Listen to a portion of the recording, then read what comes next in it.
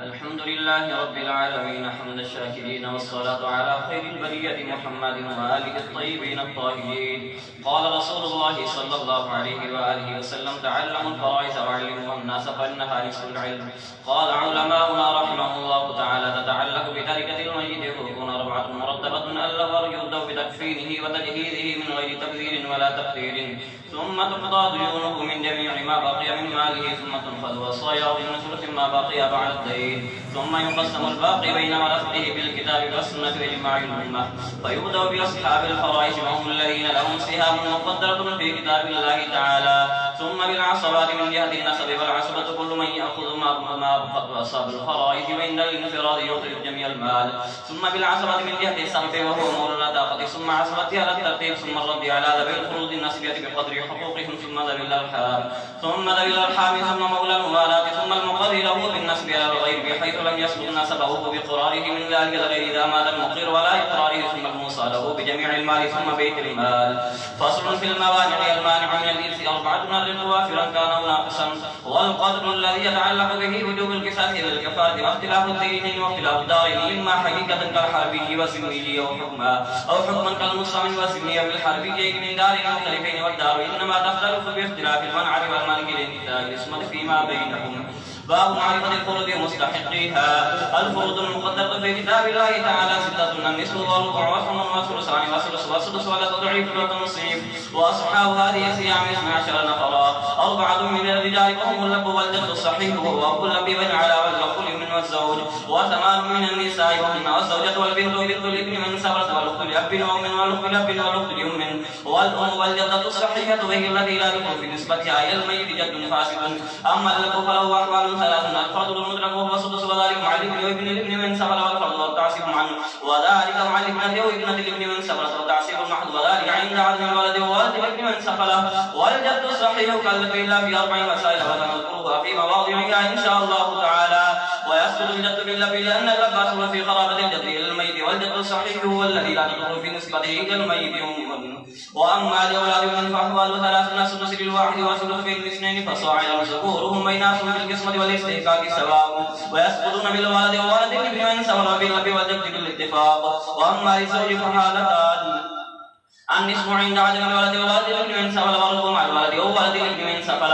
فصل في النساء: ما للزوجة فحالتان: الربع للواحدة والصاعدة عند عدم الولد وولد الابن من سفل، والثمن مع الولد وولد الابن من سفل. وأما لبنات الصلب فأحوال 3: النصف للواحدة والثلثان للاثنتين فالصاعدة، ومع الابن للذكر مثل حظ الأنثيين وهو يعصبهن. وبنات الابن كبنات الصلب ولهن أحوال 6: النصف للواحدة والثلثان للاثنتين فالصاعدة عند بنات الصلب، ولهن سدس مع الواحدة بالصلب التكنة من ثلثين، ولا يجزم مع صلبتين إلا يكون بحزائهن وصلهن أولاد فيعصبهن، الباقي بينهم للذكر مثل حظ الأنثيين ويسقطن بالابن. ولو ترك 3 بنات ابن بعضهن أصل من بعض، و3 بنات ابن آخر بعضهن أصل من بعض، و3 بنات ابن آخر بعضهن أصل من بعض. بهذه الصورة العليا من الفريق الأول لا يوازيها أحد من الوسطى من الفريق الأول توازيها العليا من الفريق الثاني، والسفلى من الفريق الأول توازيها الوسطى من الفريق الثاني، والعليا من الفريق الثالث، والسفلى من الفريق الثاني توازيها الوسطى من الفريق الثالث، والسفلى من الفريق الثالث لا يوازيها أحد. إذا عرفت هذا فنقول للعليا من الفريق الأول النصف، وللوسطى من الفريق الأول مع من يوازيها سدس تكملة للثلثين. ولا جي للسفلى إلا يكون بعضهن غلام فيعصبهن من كان في حذائه ومن كان فوقه، وممن لم تكن ذات صاحب يسقط من دونه. وأما للأخوات لأب وأم وأحوال 5: النصف للواحدة والثلثان للاثنتين فصاعدة، ومع الأخ لأب وأم للذكر مثل حظ الأنثيين، يصيرن به عصبة للسوائم في القرابة للميت، ولهن الباقي مع البنات وبنات الابن، لقوله عليه الصلاة والسلام: اجعلوا الأخوات مع البنات عصبة، والأخوات لأب كالأخوات لأب وأم، ولهن أحوال 7: النصف للواحدة والثلثان للاثنتين فصاعدة عند عدم الأخوات لأب وأم، ولهن سدس مع الأخت لأب وأم تكملة للثلثين. ولا يجوز مع الأخت لأب وأم إلا يكون معهن أخ لأب ويعصبهن، والباقي بينهم للذكر مثل حظ الأنثيين. والسادسة: يسن عصبة مع البنات وبنات الابن ما سكن، وابن الأعيان واللالات كلهم يسقطون بالابن وابن الابن من سبل، وبالأب بالاتفاق وبالجد النبي حنيفة رحمه الله تعالى. ويسقط العلال إذا بالأخيل ابن أم وبالأخيل ابن أم إذا صارت عصبة. وأما الابن فأحوال ثلاث: السدس مع الولد ووالد من سفر أو مع الاثنين من الإخوة والأخوات والصاعدا من أيدية كان، وثلث الكل عند هؤلاء المذكورين، وثلث ما بقي بعد فرد أحد الزوجين، وذلك في مسألتين: الزوجين وأبوين والزوجتين وأبوين. ولو كان مكان الأب جد فللأم ثلث جميع المال. النبي صلى رحمه الله تعالى فإن لا ثلث الباقي. وللجدة سدس من كانت ولد واحدة كانت أكثر إذا كنا ثابتات متحاسيات في الدرجة يسكن كلهن بالأم والأب بيضيضا، والأب بيضيضا بالأب، وكذلك بالجد إلا أم الأب من عدل فإنها ترث مع الجد لأنها ليست من قبله. والقربى من أيدية كانت تحجب المعدى من أيدية كانت وارثة كانت القربى محجوبة. وإذا كانت الجدة ذات قرابة واحدة كأم أم الأب، والأخرى ذات قرابتين وأكثر كأم الأم، وهي أيضا أم بالأب بهذه الصورة. يقسم السدس بينهما عند النبي رحمه الله تعالى نسابا باعتبار الأبدان، وعند محمد رحمه الله تعالى ثلاثا باعتبار الجهاد. باب العصبات. العصبات من نفسه ثلاثة: عصبة من نفسه وعصبة بغيره وعصبة مع غيره. أما العصبة من نفسه فكل ذكر لا تدخل في نسبته للميت أنثى، وهم أربعة أصناف: جزء الميت وأصله وجزء أبيه وجزء جده. الأقرب فالأقرب يرجعون بقرب الدرجة يعني أولاهم بالميراث.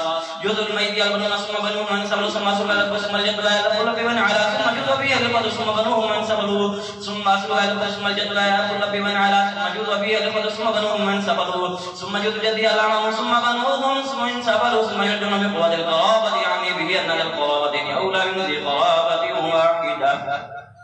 أن ذي القرابة أولى من ذي قرابة واحدة لقوله عليه الصلاة والسلام: إن أعجان من الأم يتوارثون من دون من العلاق كالأخيل يبن أو من الأخ يبن أو إذا صارت عصبة مع البنت أولى من الأخيل يبن والأخ يبن، وابن الأخيل يبن من أولى من ابن الأخيل يبن. وكذلك الحكم في أعمام الميت ثم في أعمام أبيه ثم في أعمام جده. وأما الأسباب مع غيره وأما الأسباب بغيره فأربع من النسوة وهن اللاتي فرضهن النصف والثلثان يصيرن عصبة بإخوتهن كما ذكرنا في حالاتهن.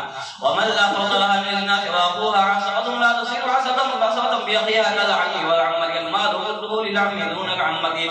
وأما العصبة مع غيره فكل أنثى تصير عصبة مع أنثى أخرى كالأخت مع البنت لما ذكرنا. وأخو العصبة من تخلص مع عصبتها كالترتيب الذي ذكرنا لقوله عليه الصلاة والسلام: الولاء ضمة كلحمة النسب ولا شيء للإناث من ورث العتق لقوله عليه الصلاة والسلام: ليس للنساء من الولاء إلا ما أعتقنا وأعتقنا وأعتقنا وكاتبنا وكاتبنا من كاتبنا أو دبرنا ودبرنا من دبرنا وجر ولا معتقنا ومعتق معتقهن. ولو ترك ابن ابنه عند النبي صلى رحمه الله تعالى سدس الولاء للأب والباقي للابن. وعند محمد وعند أبي حنيفة محمد رحمه الله تعالى الولاء كله للابن ولا شيء للأب. ولو ترك ابن ابنه وجده فالولاء كله للابن بالاتفاق. ومن ملك ذا رحم منه عتق عليه ويكون ولاؤه له بقدر ملك 3 بنات للقرى 30 دينارا وللصغرى 20 دينارا. فاشترط أباهما ب50 ثم مات له وتركشيا فالثلثان بينهن 3 للفرد والباقي بينهم التراتي الأب 5 للولاية 3 و5 للقرى وخمسه للصغرى وتسريح من 45. باب الحج. والحج على نوعين: حج حصان وحج انسام الى سام، وذلك ل5 نفر للزوجين والام بنت الابن والاخت. وقد مر بيانه. وحج حرمان المال والورثه فيه فريق لا يحجبون بحال البتة وهم 6: الابن والاخ والزوج والبنت والام والزوجة. وفريق يحجبون بحال ويحجبون بحال. وهذا مبني على اصلين: احدهما ان كل من يدري الميت بشخص لا يسمع وجود ذلك الشخص سوى اولاد الام فانهم يحصلون مع حال اذا باستحقاق ادم التركه. والثاني الاقرب فالاقرب مع ذكرنا في العصبات. والمحروم لا يحلف عندنا وعند ابن مسعود رضي الله عنه يحلف حجب النقصان كالكافر والقاتل والرقيق. والمحجوب يحلف بالاتفاق كالاثنين من الاخوه والاخوات والصاعدين من ايجاد كان فانهما لا يسأل مع الاب ولكن يحجبان الامه من الثلث الى الثلث.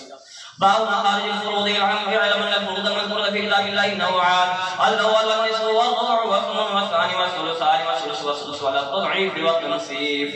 فاذا جاء في المسائل من هذه الفروض وحاد فمخرج كل فرد سميه الا النصف وهو من 2 كالربع من 4 والثمن من 8 والثلث من 3. فاذا جاء مثنى وثلاثه وهما من نوع واحد فكل عدد يكون مخرجا من جزء فذلك العدد ايضا. يكون مخرج من جزء فذلك العدل يدني مخرج من ضعف فذلك الجزء ولضعف ضعفه كالستة هي مخرج من سدس ولضعف ضعفه. وإذا اختلت النصف من الأول من كل ثاني وببعضه فهو من 6 وإذا اختلت الربع بكل ثاني وببعضه فهو من 12 وإذا اختلت الثمن بكل ثاني وببعضه فهو من 24. باب العول أن يزال للنقل شيء من أجزاء إذا باق عن فرد يعلم أن مجموع المخارج 7 منها لا تعول وهي الإسناد والثلاث والأربعة والخمسة والثلاث منها قد تعول. أما الستة فإنها تعول إلى 10 بطلا شفعا وأما 12 فهي تعول إلى 17 بطلا شفعا وأما 12 فهي تعود إلى 17 بطلا شفعا وأما 24 فإنها تعود إلى 27 عولا واحدا كما في المسألة المدرية وهي منهم بالنار والروان ولا يسأل على هذا إلا إن ابن مسعود رضي الله عنه فإن عنده تعود إلى 31. فصل في معرفة التماثل والتداخل والتوافق والتباين بين العددين. تماثل العددين كون أحدهما مساويا للآخر وتداخل العددين مختلفين أن يعد أقلهما الأكثر يفنيه ونقول أن يكون أكثر العدد منقسما الأقل قسمة صحية أو نقول أن يزيد على الأقل مثله ومثاله فيساوي الأكثر أو نقول أن يكون الأقل جزءا من الأكثر مثل 3 و9.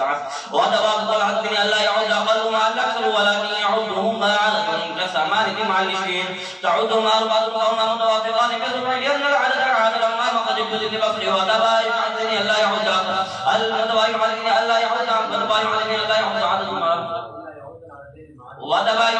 يعد العددين معا عدد كالتسعة مع العشرة. وطريق معرفة الموافقة والمباينة بين العددين بين العددين المختلفين أن ينقص من الأكثر بمقدار الأقل من الجانبين مرة ومرة حتى اتفقا في درجة واحدة فإن اتفقا في واحد فلا فرق بينهما وإن اتفقا في عدد فهما متوافقان بذلك العدد في الاثنين بالنسبة في 3 بالثلث وفي 4 بربع هكذا إلى 10 وفيما وراء العشرة يتوافقان بجزء منه وأعني في 11 بجزء من 15 واحد من هذا.